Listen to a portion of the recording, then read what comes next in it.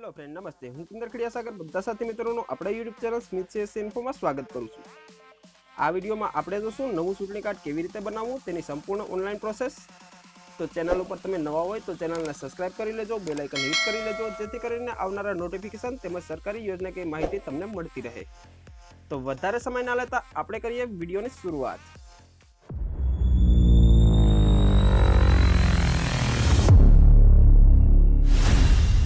સૌપ્રથમ તો આપણે બ્રાઉઝર ઓપન કરી લેશું. બ્રાઉઝર ઓપન થઈ ગયા બાદ આપણે સર્ચ બારમાં ટાઈપ કરી લેશું voter portal. Voter portal search કરતાની સાથે જ વોટર સર્વિસ પોર્ટલની જે ઓફિશિયલ સાઇટ છે તે આપણી સામે શો થઈ ગઈ છે, તો આપણે તેને ઓપન કરી લેશું. વોટર પોર્ટલની જે ઓફિશિયલ સાઇટ છે તે આપણે ઓપન કરી લીધી છે. ત્યારબાદ અહીંયા પર જોઈ શકીએ છીએ ઘણા બધા ઓપ્શન આપેલા છે, જેવી રીતે કે અહીંયાથી આપણે લેંગ્વેજ ચૂઝ કરી શકીએ છીએ. ત્યારબાદ અહીંયાથી આપણે લોગિન પણ કરી શકીએ છીએ, અને તમે જો ફર્સ્ટ ટાઈમ આ સાઇટ પર આવેલા હોય તો અહીંયાથી સાઇન અપ પણ કરી શકો છો. અહીંયા પર અલગ અલગ ફોર્મ પણ આપણે જોઈ શકીએ છીએ. ત્યારબાદ ઘણી બધી સર્વિસ પણ અહીંયા પર આપેલી છે. તો નવા ચૂંટણી કાર્ડના રજિસ્ટ્રેશન માટે આપણે 6 નંબરનું ફોર્મ છે તે ફિલઅપ કરવાનું રહેશે. તો ફિલ ફોર્મ 6 નંબર ઉપર આપણે ક્લિક કરી દઈશું. ક્લિક કરતાની સાથે જ લોગિનનો ઇન્ટરફેસ આપણી સામે શો થઈ ગયો છે. અહીંયા પર આપણે આપણો રજિસ્ટ્રેશન મોબાઈલ નંબર નાખી અને પાસવર્ડ ફિલઅપ કરી, કેપ્ચા ફિલઅપ કરી અને ત્યારબાદ OTP વડે લોગિન કરવાનું રહેશે. અને જો તમે ફર્સ્ટ ટાઈમ આ સાઇટ ઉપર આવેલા હોય તો અહીંયા પર સાઇન અપનું ઓપ્શન આપેલું જ છે, ત્યાંથી તમે સાઇન અપ કરી શકો છો. તો હું પહેલેથી જ સાઇન અપ કરેલું જ છે, તો અહીંયાથી આપણે મોબાઈલ નંબર, પાસવર્ડ અને કેપ્ચા ફિલઅપ કરી અને આગળ વધીએ. તેવું જ આપણે OTP રિક્વેસ્ટ ઉપર ક્લિક કરીશું. તેવો જે કસ્ટમર છે, લાભાર્થી, તેના મોબાઈલ ઉપર એક OTP જશે, તે આપણે અહીંયા પર ટાઈપ કરી લેવાનું રહેશે.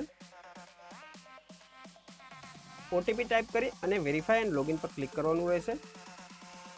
સક્સેસફુલી આપણે લોગિન કરી લીધું છે. ત્યારબાદ આપણે ફિલ ફોર્મ નંબર 6 ઉપર ફરીથી ક્લિક કરીશું. 6 નંબરના ફોર્મ ઉપર ક્લિક કરતાની સાથે નવા ચૂંટણી કાર્ડ માટેનું જે ફોર્મ ફિલઅપ કરવાનું છે તે આપણી સામે શો થઈ ગયું છે. અહીંયાથી તમે તેમાં પણ લેંગ્વેજ ચૂઝ કરી શકો છો.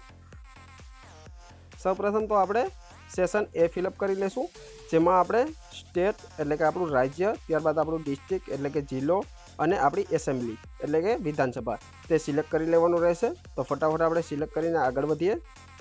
એટલું સિલેક્ટ થઈ ગયા બાદ આપણે નેક્સ્ટ પર ક્લિક કરીશું. નેક્સ્ટ પર ક્લિક કરતાની સાથે સેશન નંબર B ઉપર આપણે પહોંચી ગયા છે. અહીંયા પર આપણે પર્સનલ ડિટેલ એડ કરવાની રહેશે, જેવી રીતે કે અહીંયા પર આપણું ફર્સ્ટ નેમ ટાઈપ કરી લેવાનું રહેશે, ત્યારબાદ અહીંયા પર સરનેમ ટાઈપ કરી લેવાની રહેશે, અને બંને ઓટોમેટિક અહીંયા પર ગુજરાતીમાં આવી જશે. અને જો ગુજરાતીમાં કાંઈ પણ ભૂલ હોય તો તમારે સુધારી લેવાની રહેશે. અને ત્યારબાદ આપણો જે ફોટોગ્રાફ છે એટલે કે જે લાભાર્થીનો ફોટોગ્રાફ છે તે અહીંયા પર અપલોડ કરી લેવાનો રહેશે. અને ત્યારબાદ ફરીથી અહીંયા પર નેક્સ્ટ પર ક્લિક કરવાનું રહેશે. નામ અને સરનેમ આપણે ટાઈપ કરી દીધી છે. ત્યારબાદ અહીંયા પર ફોટો ચૂઝ કરી લેશું. આપણે ફોટોની સાઇઝ મેક્સિમમ 2 MBની નીચે હોવી જોઈએ. સક્સેસફુલી ફોટો પણ આપણે અપલોડ કરી લીધો છે. ત્યારબાદ ફરીથી આપણે નેક્સ્ટ પર ક્લિક કરી દઈશું. ત્યારબાદ આપણું કોઈ પણ એક રિલેટિવ હોય તેની ડિટેલ અહીંયા પર ફિલઅપ કરવાની રહેશે, જેવી રીતે કે ફાધર છે, મધર છે, હસબન્ડ છે અને વાઇફ છે. તો અહીંયા પર આપણે ફાધરની ડિટેલ ફિલઅપ કરી લઈશું.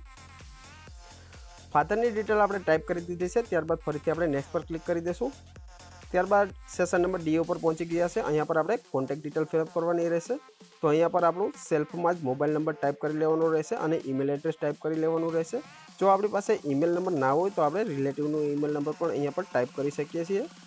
મોબાઈલ નંબર અને ઈમેલ એડ્રેસ ટાઈપ કરી અને ફરીથી આપણે નેક્સ્ટ ઉપર ક્લિક કરી દઈશું.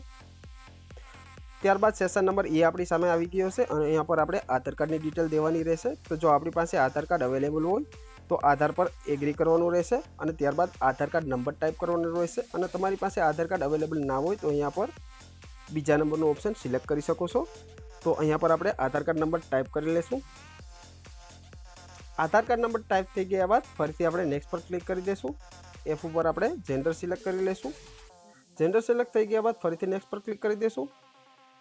ત્યારબાદ આપણે સેશન નંબર G ઉપર પહોંચી ગયા છે. અહીંયા પર આપણે બર્થ ડેટની ડિટેલ છે તે ટાઈપ કરી લેવાની રહેશે, જેવી રીતે કે અહીંયા પર લાભાર્થીની બર્થ ડેટ ટાઈપ કરી લેવાની રહેશે. ત્યારબાદ બર્થ ડેટના પ્રૂફ માટે કોઈ પણ એક ડોક્યુમેન્ટ પણ અહીંયા પર સબમિટ કરવાનું રહેશે. તો તે બધી ડિટેલ પણ આપણે ફિલઅપ કરી લઈએ. અહીંયા પર આપણે બર્થ ડેટ ટાઈપ કરી લીધી છે. ત્યારબાદ આપણે સિલેક્ટ ડોક્યુમેન્ટ પર ક્લિક કરીશું. અહીંયાથી તમે કોઈ પણ એક વિકલ્પ ચૂઝ કરી શકો છો, જેવી રીતે બર્થ સર્ટિફિકેટ છે, પાન કાર્ડ છે, આધાર કાર્ડ છે, ડ્રાઇવિંગ લાઇસન્સ છે વગેરે જે ડોક્યુમેન્ટ છે. તમારી માર્કશીટ પણ તમે અહીંયા પર અપલોડ કરી શકો છો. તો અહીંયા પર આપણે આધાર કાર્ડ જ ચૂઝ કરી લેશું. ત્યારબાદ અહીંયા પર આપણી જે આધાર કાર્ડની જે ફાઇલ છે તે અપલોડ કરી દેવાની રહેશે. તમે પીડીએફ ફોર્મેટમાં પણ અપલોડ કરી શકો છો અને જેપીજીમાં પણ અપલોડ કરી શકો છો, પણ મેક્સિમમ સાઇઝ 2 MBની નીચે હોવી જોઈએ। ત્યારબાદ સેશન નંબર H ઉપર આપણે આવી ગયા છે। અહીંયા પર પ્રેઝન્ટ એડ્રેસ ટાઈપ કરવાનું રહેશે। તો પ્રેઝન્ટ એડ્રેસમાં આપણે જ્યાં પણ રહેતા હોય ત્યાંનું એડ્રેસ અહીંયા પર ટાઈપ કરી લઈશું। તો એડ્રેસ પણ આપણે આધાર કાર્ડ મુજબ જ ટાઈપ કરીશું। એડ્રેસ આપણે ટાઈપ કરી લીધું છે। ત્યારબાદ document for proof of residential ઉપર પણ ક્લિક કરી લઈશું અને ત્યાં પણ આપણે આધાર કાર્ડ જ સિલેક્ટ કરી લઈશું। ફરીથી આપણે આધાર કાર્ડની જે PDF ફાઇલ છે તેને અપલોડ કરી દઈશું। આધાર કાર્ડ અપલોડ થઈ ગયા બાદ ફરીથી નેક્સ્ટ પર ક્લિક કરીશું।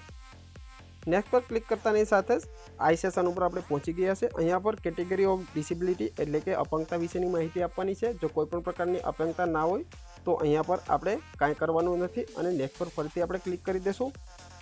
નેક્સ્ટ પર ક્લિક કરતાની સાથે સેશન નંબર જે ઉપર આપણે પહોંચી ગયા છે। અહીંયા પર કોઈ પણ એક ફેમિલી મેમ્બરની ડિટેલ આપણે ટાઈપ કરવાની રહેશે। તો અહીંયા પર ફેમિલી મેમ્બરનું પૂરું નામ ટાઈપ કરી લેવાનું રહેશે। ત્યારબાદ રિલેશનશિપ એટલે કે તેની સાથે આપણો સો સંબંધ છે તે ટાઈપ કરી લેવાનું રહેશે અને તેનો ઇપિક નંબર એટલે કે voter ID card number type કરી લેવાનો રહેશે અને ત્યારબાદ ફરીથી આપણે નેક્સ્ટ પર ક્લિક કરી દઈશું। ત્યારબાદ આપણે કે નંબરના સેશનમાં ડિક્લેરેશનની ડિટેલ ફિલઅપ કરવાની રહેશે, જેમાં આપણું વિલેજનું નામ એન્ટર કરી લેવાનું રહેશે। ત્યારબાદ સ્ટેટ અને ડિસ્ટ્રિક્ટ તેમજ કેટલા સમયથી આપણે અહીંયા વસવાટ કરીએ છીએ તો તેની અંદાજિત ડેટ અહીંયા પર ટાઈપ કરી લેવાની રહેશે। ત્યારબાદ પ્લેસ એટલે કે સ્થળ પણ અહીંયા પર ટાઈપ કરી લેશું। ડિક્લેરેશન ટાઈપ થઈ ગયા બાદ ફરીથી નેક્સ્ટ પર ક્લિક કરી દઈશું। ત્યારબાદ session number L last session ઉપર આપણે પહોંચી ગયા છે। અહીંયા પર આપણે કેપ્ચા ફિલઅપ કરવાના રહેશે। ત્યારબાદ સેન્ડ OTP પર ક્લિક કરીશું એટલે જે આપણો રજિસ્ટ્રેશન મોબાઈલ નંબર છે તેની ઉપર એક OTP જશે, તે આપણે વેરીફાઈ કરવાનો રહેશે। સક્સેસફુલી આ OTP આપણે ટાઈપ કરી દીધો છે। ત્યારબાદ પ્રિવ્યુ એન્ડ સબમિટ પર ક્લિક કરીશું। અહીંયા પર પ્રિવ્યુ માટે 6 નંબરનું ફોર્મ આપણી સામે શો થઈ ગયું છે અને આપણે જે પણ ડિટેલ ભરેલી છે તે પણ શો થઈ ગઈ છે। તો આપણે પેજને સ્ક્રોલ અપ કરી લેશું। ત્યારબાદ સબમિટ પર ક્લિક કરી દઈશું અને જો તમે કંઈ પણ એડિટ કરવા માંગતા હોય તો કીપ એડિટ પર ક્લિક કરી શકો છો। સબમિટ પર ક્લિક કરતાની સાથે કન્ફર્મેશનનું પોપઅપ શો થઈ ગયું છે, તો આપણે યસ પર ક્લિક કરી દઈશું। સક્સેસફુલી આપણી એપ્લિકેશન સબમિટ થઈ ગઈ છે અને જે એપ્લિકેશનનો રેફરન્સ નંબર છે તે પણ અહીંયા પર શો થઈ ગયો છે, તો આપણે તેને કોપી કરી લઈશું। ત્યારબાદ અહીંયા પર ડાઉનલોડ પર ક્લિક કરી અને જે આપણી એપ્લિકેશનની PDF ફાઇલ છે તે આપણે ડાઉનલોડ કરી લઈશું। એપ્લિકેશન ડાઉનલોડ થઈ ગયા બાદ ઓકે પર ક્લિક કરી દઈશું। ફરીથી આપણે હોમ ઉપર પહોંચી ગયા છે। અહીંયા પર આપણે સર્વિસમાં જોઈ શકીએ છીએ ટ્રેક એપ્લિકેશન સ્ટેટસનું ઓપ્શન આપેલું છે, તેના ઉપર ક્લિક કરી અને જે આપણી એપ્લિકેશન છે તેને આપણે ટ્રેક કરી શકીએ છીએ। તો અહીંયા પર આપણે આપણો રેફરન્સ નંબર ટાઈપ કરી લેવાનો રહેશે અને સ્ટેટ સિલેક્ટ કરી લેવાનું રહેશે। ત્યારબાદ સબમિટ પર ક્લિક કરીશું। સબમિટ પર ક્લિક કરતાની સાથે જે આપણી એપ્લિકેશનનું સ્ટેટસ છે તે અહીંયા પર શો થઈ ગયું છે। ત્યારબાદ આપણે આઈડીને લોગઆઉટ કરી દઈશું। કેવી રીતે ઓનલાઈન પ્રોસેસ દ્વારા ઘરે બેઠા જ નવું ચૂંટણી કાર્ડ આપણે બનાવી શકીએ તેની સંપૂર્ણ માહિતી આપણે આ વિડીયોમાં જોઈ। વિડીયોમાં કોઈપણ પ્રકારનો ટોપિક તમને ના સમજાયો હોય તેમજ કોઈ ટેકનિકલ એરર આવતી હોય તો કોમેન્ટ સેશનમાં જરૂર જણાવજો, જેનું સોલ્યુશન કરવા અમે પૂરો પ્રયત્ન કરીશું।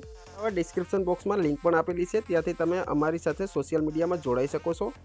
જો વિડીયો તમને પસંદ આવ્યો હોય તો વિડીયોને લાઇક કરી દેજો, શેર કરી દેજો અને ચેનલને સબસ્ક્રાઈબ કરવાનું ના ભૂલતા। તો હવે મળીશું નવી જ યોજનાકીય માહિતી સાથે નવા જ વિડીયોમાં। Thank you friend.